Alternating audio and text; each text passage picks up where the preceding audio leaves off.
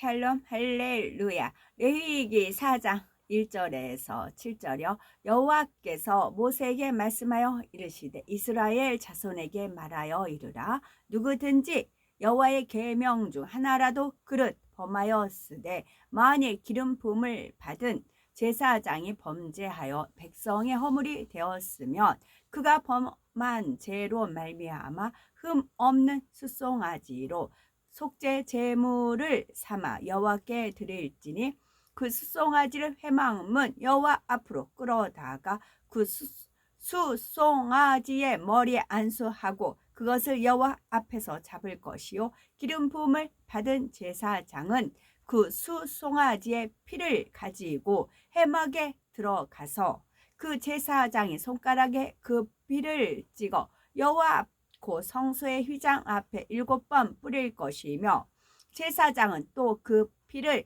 여호와 앞 곧 회막 안 향단 뿔들에 바르고 그 송아지의 피 전부를 회막 문 앞 번제단 밑에 쏟을 것이며. 아멘.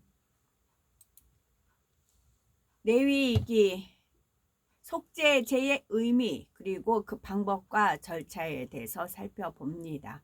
우리는 예수 그리스도의 보혈로 말미암아 모든 죄를 사함받고 구원을 받았습니다. 그러나 참 믿음은 말로만이 아니라 행함과 진실함으로 보여야 하는 것이며 하나님께서 인정하시는 믿음의 행함을 증거로 내보일 때 하나님께서 그 믿음을 보시고 죄를 사함받게 하시는 것입니다. 그러면 어떻게 하면 믿음으로 하나님 앞에서 죄를 사함받을 수가 있을까요? 물론 무엇보다 하나님의 자녀들이라면 항상 빛 가운데 거하여 범죄하지 않아야 하지요. 하지만 아직 온전치 않은 가운데 죄를 범하여 하나님 앞에 담이 되었다면 이를 어떻게 해결하는지 그 방법을 바르게 알아서 행해야 하는데 바로 속죄에 대한 말씀을 통해 이를 깨달을 수가 있답니다. 속죄제는 말 그대로 우리가 지은 죄를 속죄하는 제사인데 속죄제의 방법은 누가 드리는가에 따라 달라집니다.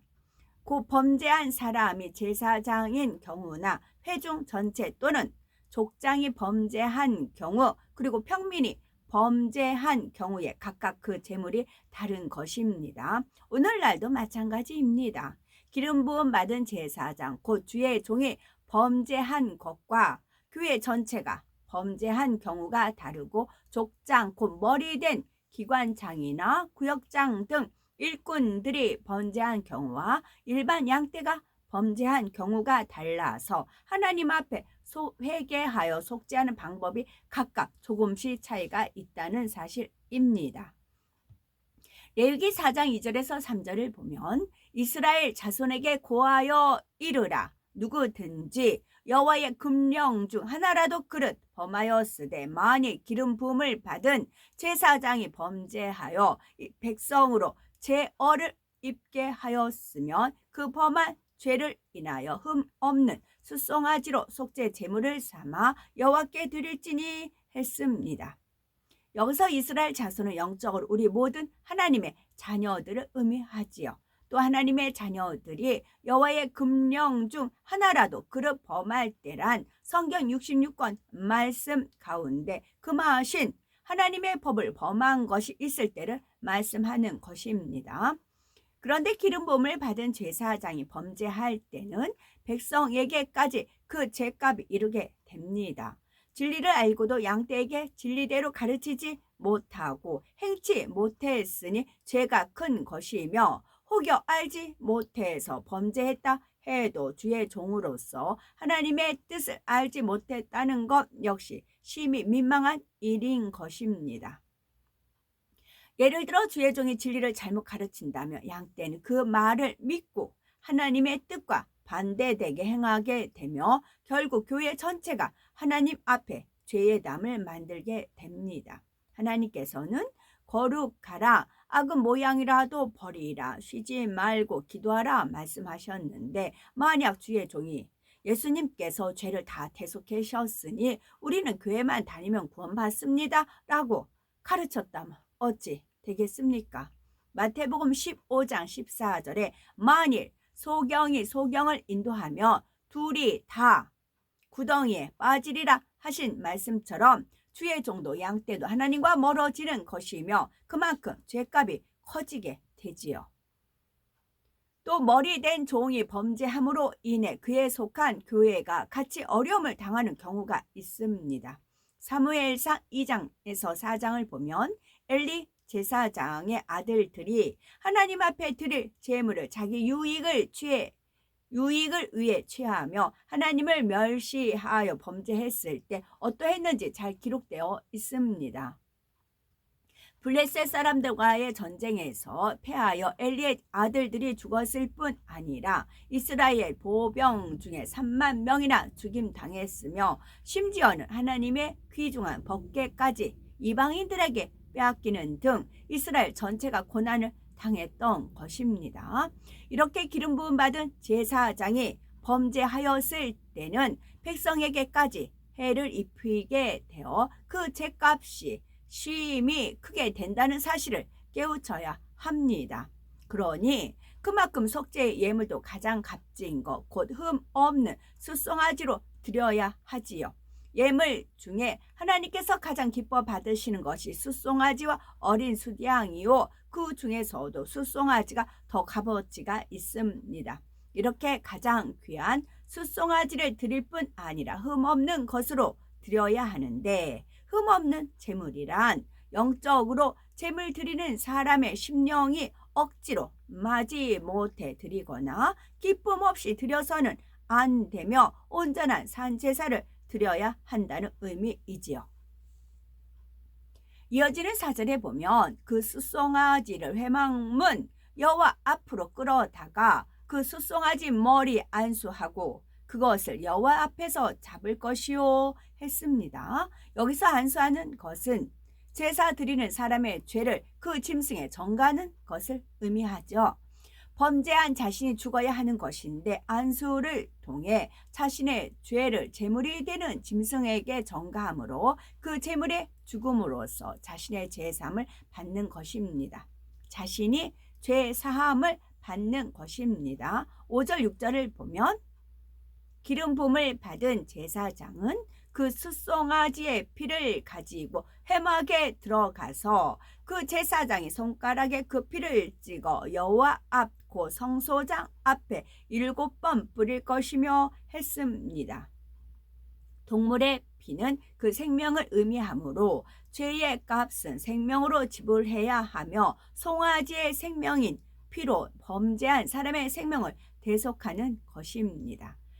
이 피를 회막 안 그 성소에 가지고 들어가서 제사장은 그 피를 손가락에 찍어 성소장 앞에 뿌린다 했는데, 여기서 성소장이라는 것은 성소와 지성소를 가로막고 있는 두꺼운 장막을 의미합니다. 하나님의 성전 안에는 제사장들만이 들어갈 수 있는 성소가 있고 성소 안쪽으로는 하나님께서 임재하시는 지극히 거룩한 장소이며 대제사장만이 1년에 한 차례씩 들어가 제사를 지내는 지성소가 있지요. 일반적으로 범죄를 드릴 때는 성전 안에서 드리되 성소에는 들어가지 않고 성전 뜰에 번제단에 드리는데, 제사장의 속죄제는 피를 들고 성소 안으로 들어가는 것입니다. 더구나 하나님께서 임재하시는 지성소 앞, 그 성소장 앞에서 뿌리는 것이지요. 이때 피를 손가락에 찍는다는 것은 바로 행위적으로 잘못을 비는 것을 의미합니다. 말로만 회개하거나 생각으로만 다시는 안 그래야지 하는 것이 아니라 실제적으로 죄악을 벗어버리고 행함으로써 회개의 열매를 맺는 것을 뜻하지요. 그 피를 손가락에 찍어서 7번 뿌린다는 것은 자신의 죄를 완전히 털어낸다는 것을 말합니다. 완전수인 7번을 뿌려야 완전히 죄를 자신에게서 떨어내고 벗어버림으로 세상을 이기고 다시 범죄하지 않을 수 있고 그럴 때 하나님 앞에서 온전한 용서를 받을 수 있는 것입니다. 7절에 보면 제사장은 또 그 피를 여호와 앞 곧 회막 안 향단 뿔에 바르고 그 송아지의 피 전부를 회막문 앞 번제단 밑에 쏟을 것이며 했습니다. 향단 곧 분향단은 하나님 앞에 향을 사르기 위해 마련된 단입니다. 향단에서 향을 사를 때 하나님께서 그 향을 연납하시는 것처럼 하나님께 연납되는 속죄의 제사가 되게 하고자 이 향단의 뿔에 피를 바르는 것입니다. 성경에서 뿔이라는 것은 왕을 의미하며 왕의 위엄과 권세를 나타내는데 곧 왕이신 여호와 하나님을 의미하지요. 이렇게 하나님께 향을 연납하는 향단의 뿔에 속죄 제물의 피를 바른다는 것은 왕이신 하나님 앞에 그 제물이 연납되어진다는 증표입니다. 그러면 오늘날 어떻게 할 때 향단 뿔에 피를 바르는 것처럼 하나님께 연납되어질 회개를 할 수 있을까요?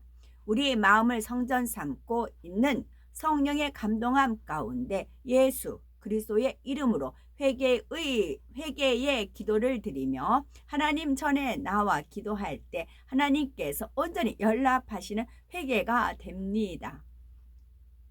앞에서 손가락에 피를 찍어 7번 뿌림으로 죄악을 다 떨어버린다 했죠.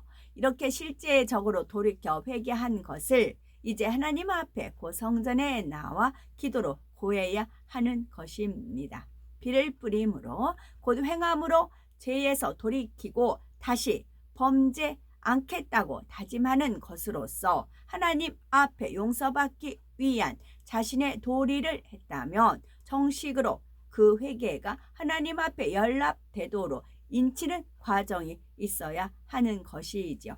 예를 들어 주의 종이 잘못 가르쳐 양떼를 범죄하게 만들었다거나 주의 종 자신이 범죄하게 되었다고 합시다. 그러면 손가락에 피를 묻혀 7번 뿌리고 향단 뿔에 발라야 하는데 이는 곧 행함으로도 범죄하는 데서 돌이키고 마음 중심에서도 회개해야 함을 의미합니다.